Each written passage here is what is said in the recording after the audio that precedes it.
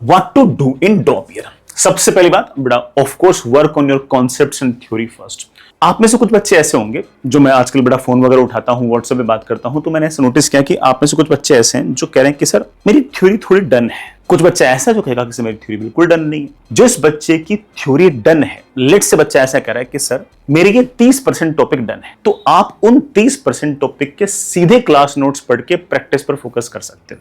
जिस बच्चे के 0% थ्योरी डन है वो बेटा ऑफ कोर्स सारी ही क्लासेस अटेंड करेगा। तो इन दोनों बच्चों में डिफरेंस आ गया।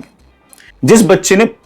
को बिल्कुल थ्योरी नहीं आती, उसे सारी की सारी क्लासेस ही शुरू से लेकर आखिर तक अटेंड करनी है और उसके बाद उन क्लासेस के साथ साथ प्रैक्टिस करनी है और अपने कॉन्सेप्ट्स को बिल्ड करना है। लेकिन कोई बच्चे बोलते हैं कि सर मेरे को तो ना बड़े आराम से सर काइनेमेटिक्स बढ़िया से आता, तो वो क्या करे,